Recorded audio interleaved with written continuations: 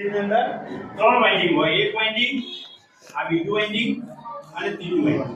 જેવી રીતે મેં તમને અહીંયા એક કંડક્ટર બતાવ્યો ને, અહીંયા મેં તમને એક કંડક્ટર બતાવ્યો, તો આ જ પરમેનન્ટ મેગ્નેટના મેગ્નેટિક ફિલ્ડની વચ્ચે આ એક વાઇન્ડિંગ કયું, આ બીજું વાઇન્ડિંગ અને આ ત્રીજું.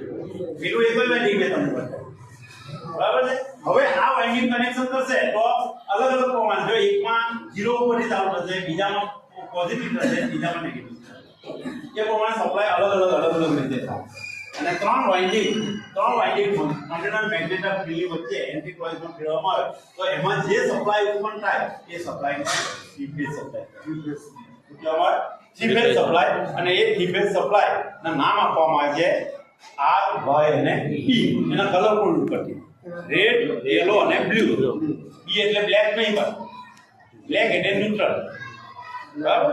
R, Y અને B, અને એ R, Y અને B જે ત્રણ સપ્લાય છે એ ત્રણ સપ્લાયના ત્રણ પોઈન્ટ A, B અને C, ત્રણ પોઈન્ટના જેવી રીતે કનેક્શન કરવામાં આવે થ્રી ફેઝમાં, તો કનેક્શન જેવી રીતે કરવામાં આવે તેવી રીતે કનેક્શનના પ્રમાણમાં બે પ્રકાર પડે, એક સ્ટાર કનેક્શન અને બીજું ડેલ્ટા. સ્ટાર કનેક્શન અને બીજું ડેલ્ટા કનેક્શન. સ્ટાર કનેક્શન એટલે શું કે જેમાં ન્યુટ્રલ હોય. સ્ટાર કનેક્શનમાં R, Y, B અને ન્યુટ્રલ, ચાર wire, three phase 4 wire system એને કહેવામાં આવે three phase 4 wire system. Three phase 4 wire system એટલે એમાં ચાર કંડક્ટર હોય, R, Y, B અને ન્યુટ્રલ. અને three phase 3 wire system, three phase 3 wire system તેમાં ખાલી ત્રણ જ ફેઝ, તેમાં બે ન્યુટ્રલ ફેઝ હોતા નથી, એને કહેવામાં આવે ડેલ્ટા કનેક્શન. એને શું કહેવામાં આવે? Delta connection. તો આ ત્રણ કોઇલ છે, આ ત્રણ કોઇલ ઉપર જ કનેક્શન કરવાના છે. ત્રણ કોઇલના R, Y અને B સપ્લાય આપવામાં આવે અને A અને A1 કહેવામાં આવે. તો આ A2, આ B1, B2, આ B2, આ C1 અને આ C2. ત્રણ શેરા છે, તો ત્રણ શેરા માટે A1, B1, C1 ને સપ્લાય R, Y, B તરીકે બહાર કરવામાં આવે અને A2, B2, C2 ને શોર્ટ કરવામાં આવે અને ચોથો છે જે છે એટલે એ ન્યુટ્રલ. કેમ? તો કે ઇલેક્ટ્રિકના નિયમની અંદર આવતો કરંટ, જેવી રીતે મેં તમને આ સિંગલ ફેઝ કરંટમાં બતાવ્યું ને કે એક કોઇલ જ્યારે કનેક્શન કરતી હતી ત્યારે એક ફેઝની દિશા અલગ હતી અને B માં ઉત્પન્ન થયો તો એની દિશા અલગ હોવાના કારણે કરંટ 0 થઈ ગયો. તો આવતો કરંટ પ્લસ જતો કરંટ = 0. કિર્ચોફ લો નો નિયમ છે. કિર્ચોફ લો નો નિયમ છે input current plus output current = 0. તો અહીંયા ગાડી ત્રણ ફેઝ માટે કરંટ આવે છે, જ્યાં ગાડી ભેગો થાય ત્યાં કરંટ 0 થઈ જાય છે. એટલે 0 એટલે ન્યુટ્રલ, જેને આપણે ન્યુટ્રલ કહીએ. અર્થ અલગ પાછો, અર્થિંગ અલગ, બરાબર. એટલે સ્ટાર કનેક્શન એટલે કે R, Y અને B આ કોઇલ, બરાબર. આ એક કોઇલ R, Y અને B, અને આ શું રહ્યું? ન્યુટ્રલ. હવે આ કનેક્શન ડેલ્ટા કનેક્શન કરવો હોય તો ડેલ્ટા કનેક્શન ની અંદર શું હોય છે કે આમાં જો આ R, Y અને B સ્ટાર કનેક્શન છે ને, સ્ટાર કનેક્શન, તો આ બે ફેઝ વચ્ચે જે દબાણ આપવામાં આવે આ વોલ્ટેજ, આ બે ફેઝ વચ્ચેનું વોલ્ટેજનું દબાણ કેટલું હોય? 440. આ બે ફેઝ વચ્ચેનું વોલ્ટેજનું દબાણ કેટલું હોય? 440. આ બે ફેઝ વચ્ચે પણ 440 હોય અને આ બે ફેઝ વચ્ચે પણ 440. બરાબર. એને કયો વોલ્ટેજ કહેવામાં આવે? Line voltage. લાઈન વોલ્ટેજ અથવા સપ્લાય વોલ્ટેજ. જે phase voltage, line voltage, direct phase જે આવતા હોય એ ફેઝ વોલ્ટેજ છે. હવે આ ન્યુટ્રલ થયું તો આની બે વચ્ચે જે વોલ્ટેજનું દબાણ હોય એને શું કહેવામાં આવે? Phase voltage. એક ફેઝ અને એક ન્યુટ્રલ. આ કયા વોલ્ટેજ થયા?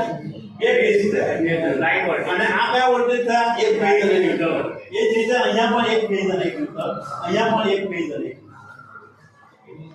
હા, તો આને લાઈન વોલ્ટેજ કહેવામાં આવશે VL અને આને કહેવામાં આવશે VPH.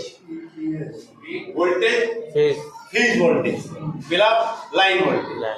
હવે લાઈન વોલ્ટેજ અને ફેઝ વોલ્ટેજ વચ્ચેનો ડિફરન્સ આ તો હું તમને બહુ ડીપમાં લઈ જાઉં છું, ખરેખર તમારામાં આવે બહુ ઘણું ડીપમાં જાય છે. ખ્યાલ આવે છે ખરો તમને?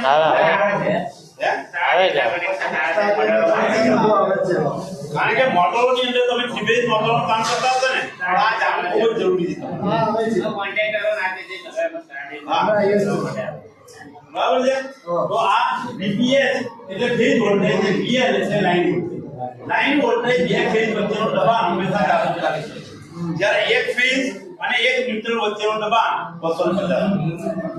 એક ફેઝ અને વચ્ચેનો દબાણ 250. તો આના ઉપરથી લાઈન વોલ્ટેજ અને ફેઝ વોલ્ટેજ કેવા હોય છે? અલગ અલગ હોય. લાઈન વોલ્ટેજ 440 વોલ્ટેજ હોય છે અને ફેઝ વોલ્ટેજ 240 છે. એટલે બંને વોલ્ટેજ વચ્ચે ડિફરન્સ છે. સ્ટાર કનેક્શનમાં લાઈન વોલ્ટેજ અને ફેઝ વોલ્ટેજ વચ્ચે ડિફરન્સ હોય છે. રાઈટ. હવે ડેલ્ટા કનેક્શન જોઈ બતાવી દઉં તમને, પછી આપણે ફોર્મ ભરવાનું છે. ડેલ્ટા કનેક્શન તો કે આ જે ત્રણ પોઈન્ટ છે A2 B2 અને C2. બરાબર. સ્ટાર કનેક્શન ની અંદર શું કર્યું આપણે?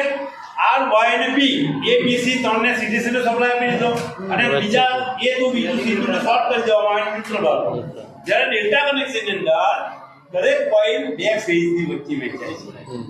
દરેક કોઇલ બે ફેઝ ની વચ્ચે. માનો કે એક R ફેઝ હોય તો એ R ફેઝ ઉપરથી સીધે સીધો B2 ને connection A1 B2 A1 B2 A1 B2 જોઈએ આપણે. પછી B1 Y ફેઝ થવા Y ફેઝ એટલે કે B1 C2 B1 C1. બરાબર. અને B ફેઝ તો કે A1 અને C1 અને A2 C1 અને A2. પેલામાં આમ તો હોય તો A1 A2 B1 અને C1. બરાબર. ઘણા સ્વાદ કરેલા. બરાબર. અહીંયા શું છે? A1 સાથે B2 B1 સાથે C2 અને C1 સાથે A2. એટલે આ જે ફેઝ છે, માનો કે આ R ફેઝ છે, આ R ફેઝ, તો R ફેઝ કોને મળશે? A1 ને મળશે અને બીજા કોને મળશે? B2. એટલે કે આ થાય તમારો R. બરાબર.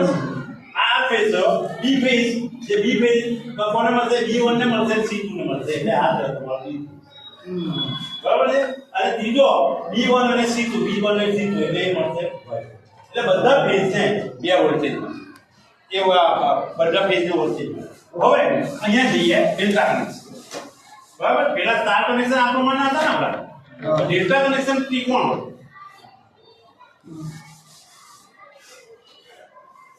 ત્રિકોણ. બરાબર છે. આ અહીંયા જોઈન કરો.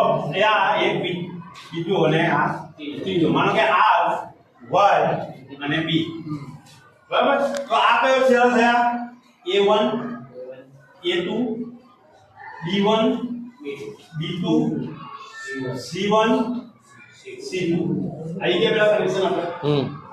બરાબર. હવે આ જે બે વચ્ચેનો વોલ્ટેજ નો દબાણ થયો, આ એક ફેઝ વચ્ચેનો દબાણ થયો, તેને શું કહેવામાં આવે? VL line voltage. Line voltage કેટલા? 440. લાઈન વોલ્ટેજ કેટલા? 440 વોલ્ટેજ. એ જ રીતે B અને R વચ્ચે 440 વોલ્ટેજ. બધા વચ્ચે 440. અને R અને Y B વચ્ચે પણ 440. અને શું કહેવામાં આવે? VL. બરાબર. પેલામાં સ્ટાર કનેક્શન ની અંદર આપણે VL √3 BPH આવે. VL √3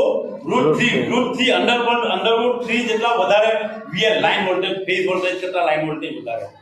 બરાબર છે. હવે આમાં આ 440 વોલ્ટેજ બતાવે જેને શું કહેવામાં આવે? VL. બરાબર. હવે ફેઝ વોલ્ટેજ તો કે એક ફેઝ વચ્ચે જોવાનું. તો એક ફેઝ એટલે કે આ એક ફેઝ છે અહીંયા, તો આની બેની વચ્ચે એક મીટર મૂકવામાં આવ્યો હોય. આ એક મીટર, બીજું મીટર બીજા ફેઝ ઉપર મૂકેલું VPH. આને શું કહેવામાં આવે? VPH એટલે કે ફેઝ ની વચ્ચે. અને અહીંયા ત્રીજું મૂકવામાં આવ્યું. હવે આ વોલ્ટેજ અને આ વોલ્ટેજ બેને મળતા વોલ્ટેજ સરખા છે કે અલગ અલગ? સરખા. બંને, કારણ કે બંને ફેઝ ઉપર મીટર જોડાય છે. પેલા લાઈન વોલ્ટેજ પર પણ મીટર છે, ફેઝ વોલ્ટેજ પણ આ જ છે. એટલે VL VPH. આ સ્ટાર કનેક્શન અને આ ડેલ્ટા. બરાબર. સ્ટાર કનેક્શનમાં VL √3 VPH અને ડેલ્ટા કનેક્શનમાં VL VPH. એટલે જેટલા લાઈન વોલ્ટેજ હોય એટલા ફેઝ વોલ્ટેજ, જેને આપણે થ્રી ફેઝ ના બે કનેક્શન કહેવામાં આવે, સ્ટાર કનેક્શન અને ડેલ્ટા કનેક્શન. બરાબર.